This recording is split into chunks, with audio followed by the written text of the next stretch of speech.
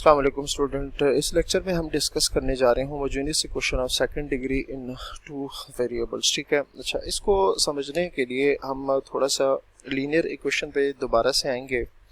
ठीक है, अच्छा, हमें ये बात पता है कि if a graph is a straight line, कि किसी भी चीज़ का लेट से अगर हमारे पास ग्राफ है ना और वो बिल्कुल स्ट्रेट लाइन में है, ठीक है, अगर ग्राफ जो है वो स्ट्रेट लाइन में है इस तरह से, तो इसका स्टूडेंट मतलब ये होता है हमारे पास कि इसका क्या मतलब होगा कि ग्राफ अगर स्ट्रेट लाइन है, इसका मतलब ये होगा कि देन इट्स इक्वेशन इज, इसकी इक्वेशन क्या होगी, then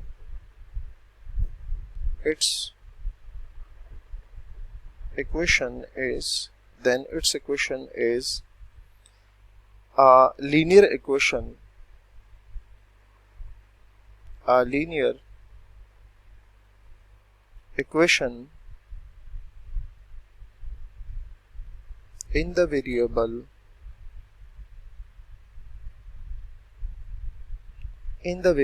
x and y, in the variable x and y। क्या मतलब हुआ कि अगर हमारे पास एक ग्राफ जो है वो स्ट्रेट लाइन हो तो इसका मतलब ये होगा कि इस ग्राफ की जो इक्वेशन होगी ना वो एक लीनियर इक्वेशन होगी वेरिएबल x और y में। वो क्या होगी, वेरिएबल x और y में। अच्छा, इसी को अगर हम कन्वर्सली देखें ना, कन्वर्सली के the graph of any linear equation, the graph of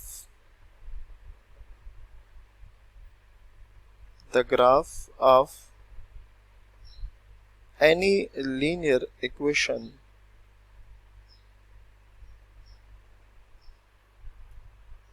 in x and y,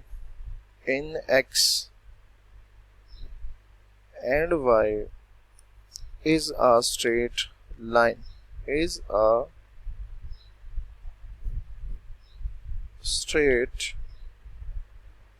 ठीक हो गया।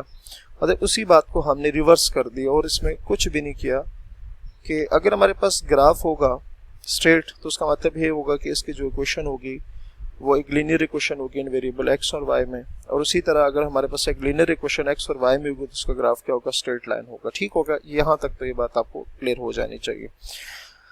अच्छा, अब हम इस तरह से करते हैं कि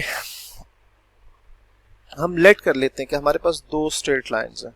जब स्ट्रेट लाइंस हैं तो अगर हम उसकी इक्वेशन लिखें तो वो लीनियर होंगी। अभी हमने ये बात की है, लेट से मैं कहता हूँ दो इक्वेशंस हैं, a1x plus b1y plus c1 is equals to 0। इसको 1 कह देते हैं। ये एक लीनियर इक्वेशन है वेरिएबल x और y में, इसका मतलब ये इसका जो ग्राफ होगा वो स्ट्रेट लाइन होगा। अभी हमने यही बात की है। अच्छा, दूसरी इक्वेशन इसके साथ a2x plus b2y plus c2, ये भी लीनियर इक्वेशन है, सो इसका भी जो ग्राफ होगा स्ट्रेट लाइन होगा। ठीक है, ये दो इक्वेशंस आ गए। अगर मैं इन दोनों को मल्टीप्लाई कर दूं, मल्टीप्लाइंग 1 and 2, दोनों को अगर मल्टीप्लाई कर दे तो हमारे पास क्या आएगा, a1x plus b1y plus c1, a2x plus b2y plus c2 is equals to 0। इसको मैं इक्वेशन नंबर 3 कह देता हूँ। ठीक है, 1 और 2 को मल्टीप्लाई करने से ये एक नई इक्वेशन आ गई जिसको मैं 3 कह देता हूँ। इस 3 को क्या कहते हैं, इट इज कॉल्ड, ये जो इक्वेशन है it is called a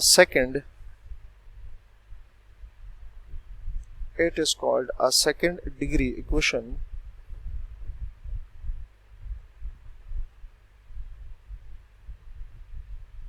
a second degree equation in x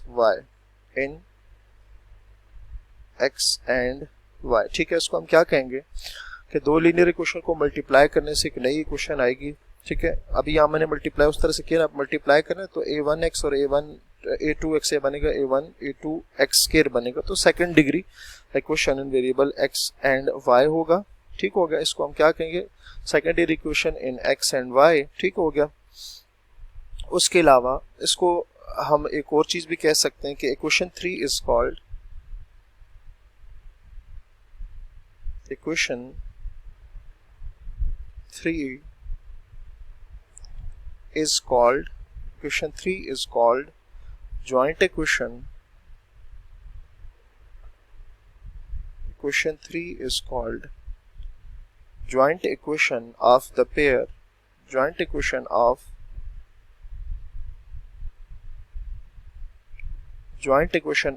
the pair of lines 1 and 2।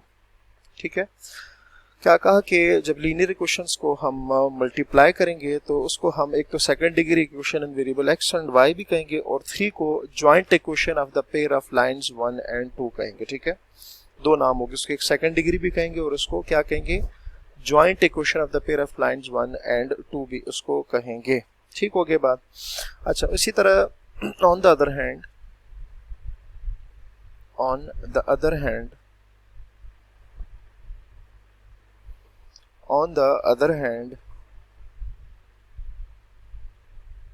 the other hand given an equation of the second degree, given an equation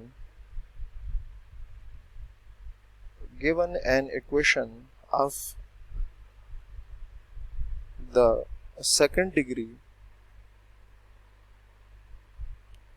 the second degree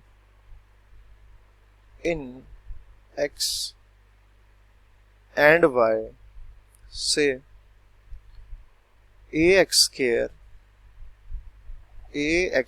plus 2hxy plus by square plus 2gx plus 2fy plus c is equals to 0। ठीक है, एक तो हमने ये कहा ना कि ये जो जॉइंट बना है इक्वेशन नंबर 1 और 2 को मल्टीप्लाई करने से, इसको भी हम क्या कहते हैं, joint equation of the pair of lines 1 and 2, और इसको हम सेकंड डिग्री इक्वेशन भी कहते हैं। इसको हम क्या कहते हैं, सेकंड डिग्री इक्वेशन उसको कहेंगे। अच्छा, उसके अलावा फिर हमने कहा कि ये जो हमारे पास है ना, on the other hand given equation of the second degree in x and y, ये भी सेकंड डिग्री में है ना, आप देख सकते हैं एक्स की पावर 2 है, वाई की पावर 2, तो ये भी सेकंड डिग्री है।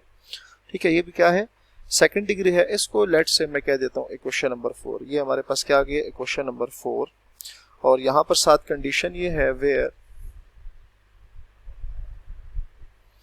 ए जो है वो अदर देन 0 होना चाहिए, ए जो है वो अदर देन 0 होना चाहिए, और